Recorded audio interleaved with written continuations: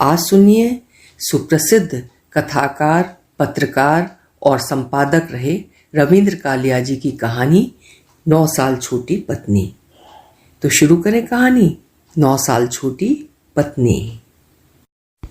कुशल दबे पांव इस तरह घर में घुसा था जैसे घर उसका अपना ना हो, और खांसी आने पर वो गली में जाकर इस तरह जी भर कर खांस आया था जैसे मदन को नसीहत करने का मौका न देने के लिए वो प्रायः दुकान के बाहर जाकर खांसा करता था। फिर उसने सोचा कि वो शायद अपने अचानक आ जाने से तृप्ता को चौंकाना चाहता है। ये सोचकर वो मुस्कुरा दिया कि चौंकाने के लिए छोटी छोटी बातें ही रह गई हैं। तृप्ता ने कुशल को देखा तो सचमुच ही चौंक गई। उसने कुशल को देखते ही कागजों का एक पुलिंदा ट्रंक में छिपा दिया, जिसे वो दीवार से पीठ टिकाए फुसफुसा कर बड़ी एकाग्रता से पढ़ रही थी। उसकी आवाज में उतार चढ़ाव को भी लक्षित किया जा सकता था। उसने हाल ही में धोए हुए बालों को जूड़े के रूप में इकट्ठा करके उन पर अपना सर इस ढंग से रखा हुआ था जैसे बालों से तकिए का काम ले रही हो। कुशल को देखते उसके माथे पर ढेर सा पसीना इकट्ठा हो गया और वो खड़ी हो गई। उसके बाल खुलकर कंधों पर बिखर गए। उसने कार्निश से लाल रंग का रिबन उठाया और बाल बांधने लगी। कुशल ने खाट पर बैठकर अपने जूते उतारे और बोला, आज मदन दिल्ली गया है और मैं उठाया। तृप्ता की कमीज पसीने से देह पर चिपकती जा रही थी और गर्दन से पसीने के कतरे चूकर कॉलर बोन पर ऐसे रेंग रहे थे जैसे मेह के बाद बिजली के तारों पर पानी रेंगता है। उसने कमीज के पल्लू से मुंह पोंछा और बोली, आज तो बहुत गर्मी है।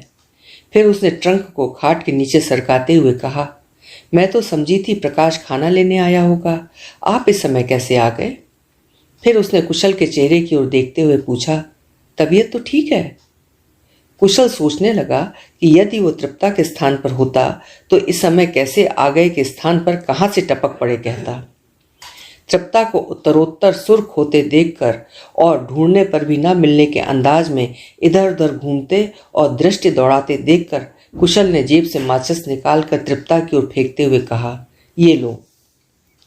तृप्ता ने माचिस दबोच ली और बोली, आप कैसे जान गए थे कि मैं माचिस ढूंढ रही थी?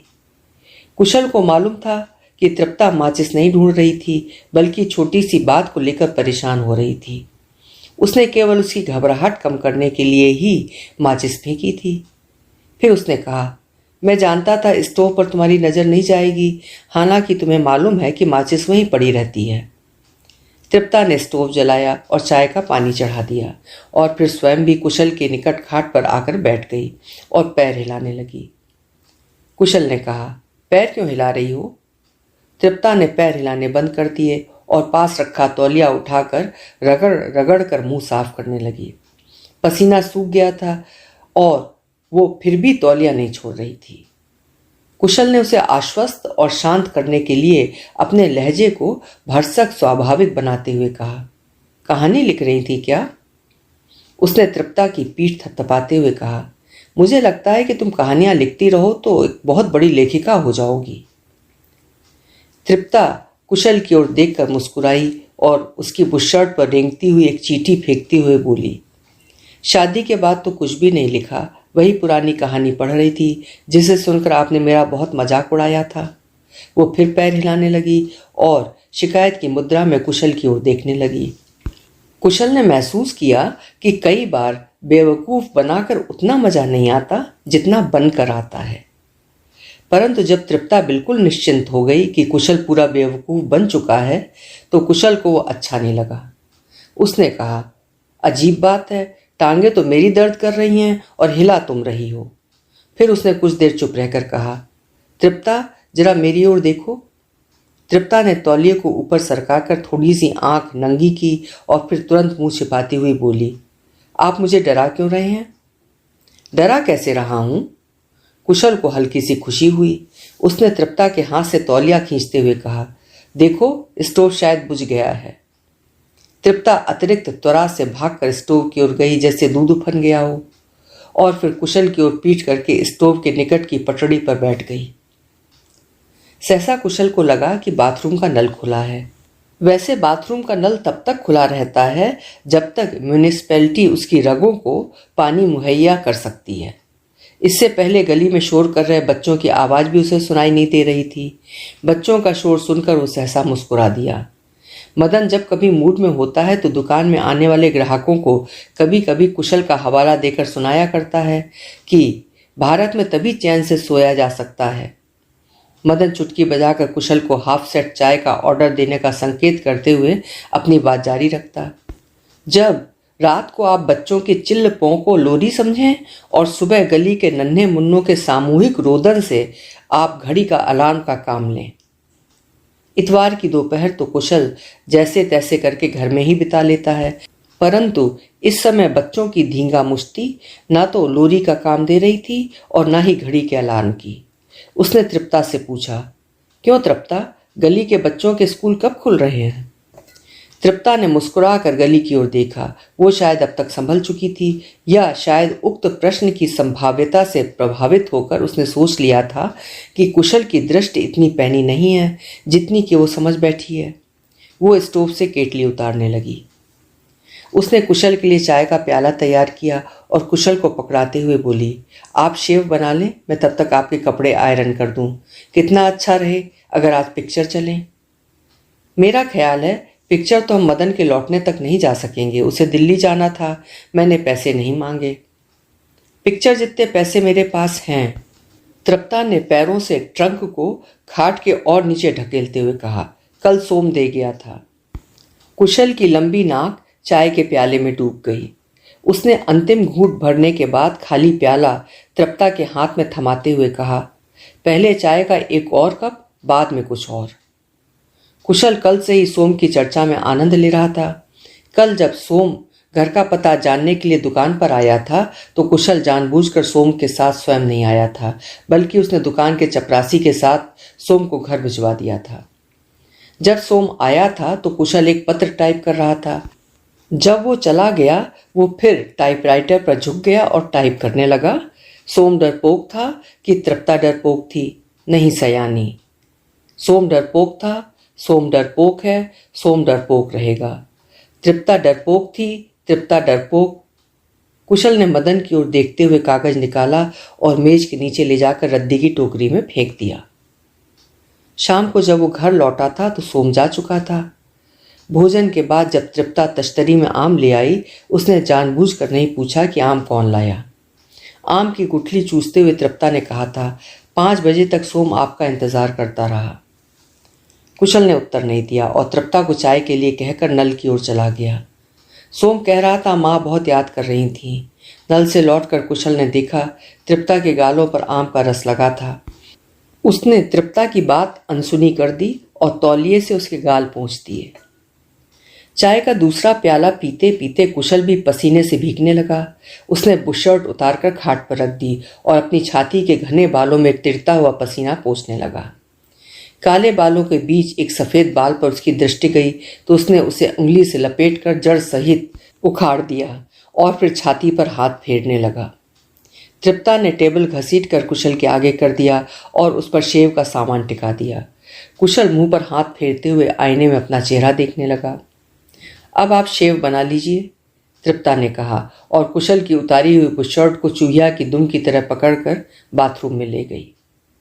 कुशल ने रेजर में ब्लेड फिट किया और फिर देर तक मुंह पर साबुन की झाग करता रहा, परंतु उसका शेव बनाने का जी नहीं हो रहा था।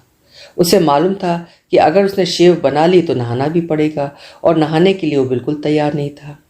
उसकी पिंडलियों में दर्द हो रहा था और देह का हर जोड़ टूट रहा था। ये सुबह से हो रहा था और यही कारण था कि वो सुबह भी बिना नहाए निकल गया था। इस अद्भुत थकावट और विचित्र दर्द से कुंद होकर आज सुबह उठते ही तृप्ता से कहा था कि क्या कारण है वो कल से अतिरिक्त प्रेम कर रही है। कुशल को चेहरे पर झांक करते देख तृप्ता ने पूछा कि वो क्या सोच रहा है। यही कि कुशल ने रेजर को पानी में गीला करे हुए कहा, इस पहली को एक नई खाट ले आऊंगा। तृप्ता को सुझाव बड़ा फिजूल लगा। बोली, मैं तो बहुत कम जगह घेरती हूं। कई बातें अभी तुम्हारी समझ में नहीं आ सकती, तुम अभी बच्ची हो। कुशल ने आईने में से तृप्ता की ओर कनखियों से देखते हुए कहा, कई बार तो तुम्हारे मुंह से दूध की बू भी आती है। तृप्ता कुछ देर अवाक सी उसकी ओर ताकती रही, फिर बाथरूम में चली गई। जब वो स्नान करके लौटी तो कुशल तब भी चेहरे पर झाग बना रहा था। तृप्ता को देखकर उसके दिमाग में किसी छायावादी कवि की पंक्तियां तैरने लगीं। उन्हें पकड़ने की बजाय वो तृप्ता को चेतावनी देने के लहजे में कहने लगा कि वो भविष्य में उसे शेव बनाने और स्नान करने के लिए कभी ना कहे। उसकी इच्छा होगी तो वो खुद स्नान कर लेगा। इतने में बाहर का दरवाजा खुला और किसी के आने की पदचाप सुनाई दी। तृप्ता ने उचककर बाहर देखा और बोली, सुब्बी है। सुब्बी नीली आंखों वाली स्लिम सी तृप्ता की हम उम्र लड़की है। उसने आंगन में आकर कुशल को देखा तो जीभ निकालकर भाग गई। सुब्बी बहुत खराब लड़की है, तृप्ता ने कहा। लड़कियां सभी खराब होती हैं, कुशल ने कहा। वो जानता था तृप्ता की नज़रों में सुब्बी क्यों खराब है। कुशल शेव बनाता रहा। तृप्ता कुछ क्षण रुककर बोली, देखने में कितनी भोली लगती है, पर मुई के पास लड़कों के खत आते हैं। आईने में कुशल का चेहरा मुस्कुराने लगा। उसने ठुड्डी पर रेजर चलाते हुए कहा, देखने में तो तुम भी बहुत भोली लगती हो। तृप्ता के चेहरे पर हवाइयां उड़ते देख उसने बात का रुख पलटा। जवान लड़की को लोग ऐसे ही बदनाम कर देते हैं, मैं भला उसकी बदनामी क्यों करूंगी।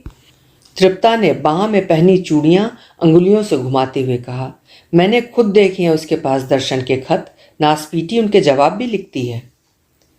तुम क्या खाक कहानियां लिखती होगी। कुशल के मुंह में साबुन चला गया था। उसने तौलिए से होंठ साफ किए और बोला, खत लिखने में क्या बुराई है, कहानी लेखिका को कुछ तो उदार होना चाहिए।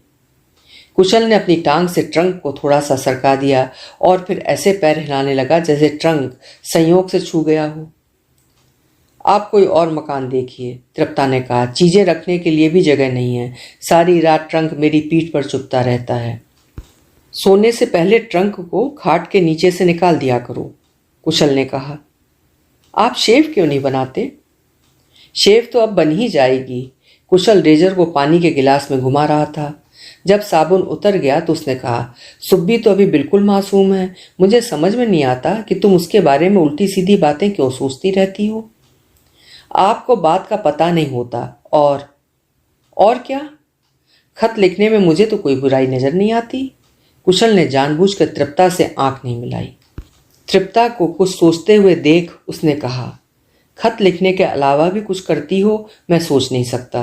तुम इस बात को क्यों भूल जाती हो कि अक्सर लड़कियां डरपोक होती हैं। आपको उसी दिन पता चलेगा जब उसके भागने की खबर मिलेगी। अगर सुब्बी ऐसी लड़की है तो तुम उसके साथ संबंध क्यों रखे हो। मैं तो उसे समझाती रहती हूं। क्या समझाती रहती हो। कुशल के गाल पर एक कट आ गया। यही कि दर्शन खत लिखता है तो वो जवाब क्यों देती है। कुशल ने तौलिए से गला साफ किया। दूसरे क्षण खून का एक और कतरा चमकने लगा। तृप्ता भाग कर डेटॉल ले आई। रूही से उसके गाल पर लगाते हुए बोली, मैंने उसे यह भी समझाया कि वो दर्शन से कहे कि जब तक वो उसके पिछले खत नहीं लौटाएगा वो उससे बात नहीं करेगी। कुशल ने कह कहा लगाया और बोला, तुम जरूर उसे फंसाओगी। फंसाऊंगी कैसे। उससे न तो खतों को नष्ट करते ही बनेगा और संभाल कर रखेगी तो किसी वक्त भी राज खुल सकता है, कुशल ने कहा। भाड़ में जाए सुब्बी और उसके खत। अगर आप आज पिक्चर नहीं जाएंगे तो मैं आपके लिए कुछ खरीद कर लाऊंगी। इतना प्यार ना किया करो तिप्पो। कुशल ने तृप्ता की कलाई पकड़ी और उसी रुई से तृप्ता के गाल पर घिसते हुए कहा, पहले तो तुम इतनी। बस, तृप्ता ने बात बीच में काट दी। बताइए आपके लिए क्या लाऊं। मेरे लिए खाट लाओ। कुशल की पिंडलियों में फिर जोरों का दर्द होने लगा था। तृप्ता जैसे प्रेम के अतिरेक में मचल उठी। गिनाने लगी, नहीं खाट नहीं, एक नई बुशर्ट, एक आपकी प्रिय पुस्तक, एक नया टूथब्रश और उसने कुछ सोचते हुए कहा, और टॉफियां लॉलीपॉप। तुम सिर्फ टॉफियां लॉलीपॉप ले आओ। नहीं, मैं सब चीजें लाऊंगी। तुम्हारे पास कितने पैसे हैं। 5 रुपए, तृप्ता ने थूक निगलते हुए कहा। 5 रुपयों से तो ये सब नहीं आएगा। तुम्हारे पास जरूर और पैसे होंगे। कसम से इतने ही हैं, तृप्ता ने कहा। आप सोम से पूछ लें, वो 5 रुपए देकर ही गया था। कुशल शेव बना चुका था परंतु तुरंत नहाना नहीं चाहता था। बोला, भला तुमने सोम से पैसे क्यों लिए। तृप्ता का चेहरा छिले आलू की तरह हो गया। बोली, आपने मना किया होता तो कभी ना लेती, पैसे लेने में तो कोई हर्ज नहीं था। कुशल ने कहा, क्यों नाहक उसका खर्च करवाया जाए, उस दिन दुकान पर आया तो बहुत से फल भी लेता आया था। झूठ बोलकर उसे खुशी हुई। आपने बताया क्यों नहीं? भला इसमें बताने की क्या बात थी, और फिर तुमने भी तो नहीं बताया था कि वो पैसे भी दे गया है। बता तो दिया है। खैर, कुशल ने बात समाप्त होते देख टहोका दिया। सोम तुम्हारा क्या लगता है? बुआ का लड़का है, आपको कई बार बताया तो, उसने चिढ़कर कहा। अरे मैं हर बार भूल जाता हूँ, कुशल ने हंसते हुए कहा। तुम्हारे ब्याह में सबसे अलग थलग खड़ा जिस ढंग से रो रहा था, उससे तो मैंने अनुमान लगाया था कि जरूर रकीब होगा। रकीब के माने क्या होता है? तृप्ता ने तुरंत पूछा। अरबी में बुआ के लड़के को रकीब कहते हैं, कुशल ने कहा और कंधे पर तौलिया रखकर बाथरूम में चला गया। कुशल ने बाथरूम का दरवाजा बंद किया तो उसे खाट घसीटने की आवाज आई। उसने महसूस किया कि नहाने से पहले सिगरेट मचा दे सकती है। वो खुद सिगरेट उठा लाता, मगर जब उसे चोर हाथों से ताला लगाने की आवाज आई तो उसने खुद जाना उचित नहीं समझा।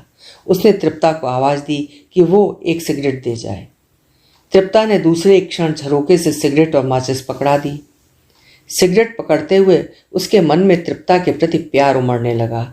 उसे लग रहा था कि वो अपने मनोरंजन के लिए तृप्ता को परेशान कर रहा है। ये मनोरंजन का साधन भी अचानक उसके हाथ लग गया था। उस दिन एक पुस्तक ढूंढते ढूंढते वो तृप्ता के ट्रंक की भी छानबीन न करता तो शायद इससे वंचित ही रहता।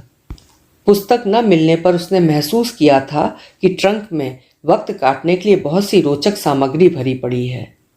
ट्रंक में कपड़ों के नीचे एक साधारण सा पर्स पड़ा था। पर्स में मैट्रिकुलेशन का सर्टिफिकेट, तुड़ी मुड़ी सी दो एक तस्वीरें जिसमें युवक भेष में तृप्ता का एक चित्र था, माला से बिखरे हुए कुछ मोती, एक मैला पिक्चर पोस्ट कार्ड, एक सेंट की लगभग खाली शीशी बहुत हिफाजत से रखी हुई थी। मैट्रिकुलेशन का सर्टिफिकेट देखकर कुशल शिथिल हो गया था। उसे लग रहा था जैसे अनजाने में उससे चूहा जिबह हो गया हो। सर्टिफिकेट के हिसाब से तृप्ता की उम्र कुशल से 9 साल कम बैठती थी। उसने सर्टिफिकेट से तृप्ता के अंक भी न पढ़े थे कि वापस पर्स में रख दिया। ट्रंक में सबसे नीचे अखबार का एक बड़ा कागज बिछा था, मगर साफ पता चलता था कि कागज के नीचे कुछ है, क्योंकि कागज एक जगह से ऐसे उठा हुआ था जैसे उसके नीचे एक बड़ा मेढक पड़ा हो। कुशल ने बड़ी एहतियात से वो मेढक निकाला। कागजों का एक खस्ता पुलिंदा था जिसमें दोनों के खत थे, सोम के भी और तृप्ता के भी, जो शायद तृप्ता ने चालाकी से वापस ले लिए थे या सोम ने शराफत से लौटा दिए थे। खत पढ़ते पढ़ते कुशल कितनी देर तक हंसता रहा था। तृप्ता ने वही बातें लिखी थीं जो कभी कभी भावुक होकर उससे भी किया करती है। सोम के खत पढ़कर तो हंसी से लोटपोट हो गया था।